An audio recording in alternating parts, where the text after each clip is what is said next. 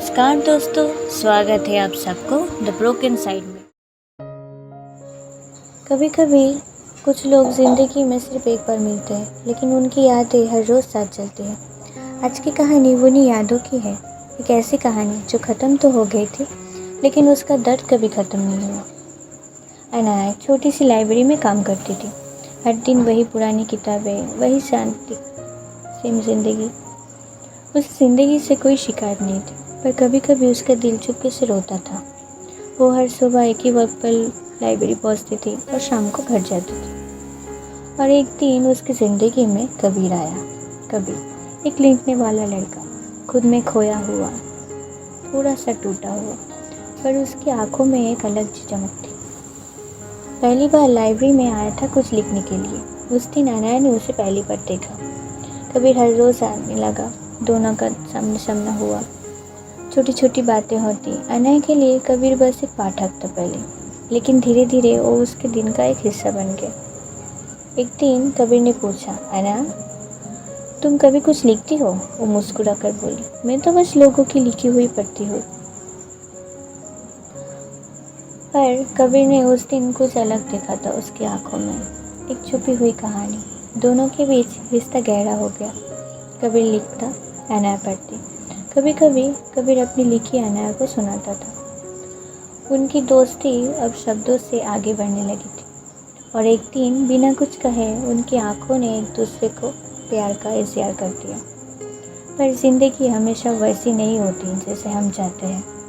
कबीर की माँ बीमार थी और उसकी घर की जिम्मेदारी उसके कंधों पर थी। एक दिन लाइब्रेरी बंद होने के बाद कबीर ने अनाया को कहा, मुझे कुछ महीनों के लिए शहर छोड़ना पड़ेगा, माँ का इलाज कराना है। अनाया सिर्फ चुप रही।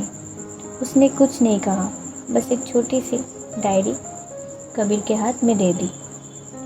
जब कभी अकेले महसूस करना इसे पढ़ लेना, वो बोली।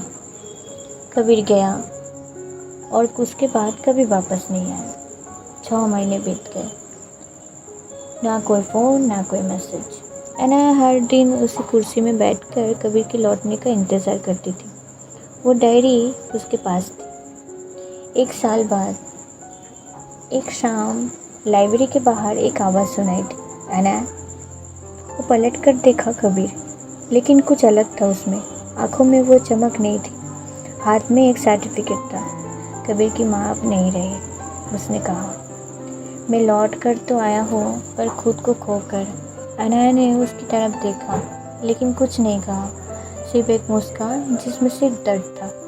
उसने कहा, कबीर तुम अब भी मेरे लिए वही हो, लेकिन मैं अब अनाया नहीं रही वही। उस रात दोनों ने स्टेशन पर बैठे बैठे सारी कहानी याद की। कबीर वापस जाने के लिए ट्रेन पकड़ने लगा और अनाया प्लेटफॉर्म पर खड़ी रही। ट्रेन चली गई। कबीर ने पीछे मुड़कर देखा और उसकी आंखों में वक्त रुक गया था। कुछ लोग जिंदगी में सिर्फ एक कहानी बनकर रह जाती है। उनका होना, उनका ना होना, दोनों ही कुछ खास होता है। वो पल जो उनके साथ गुजरे कभी मुस्कुराहट बन जाते हैं, कभी आंसू की वजह उनकी यादें की एक पुरानी किताब की तरह होती है। खोलने पर हमेशा कुछ न कुछ महसूस होता है और कभी कभी किसी वीराने में उनकी आहट सुनाई देती है, जैसे वक्त रुक हो उनके इंतज़ार में। अगर आपको ये कहानी दिल छू गई हो तो एक लाइक ज़रूर कीजिए, कमेंट करके बताइए आपकी कहानी।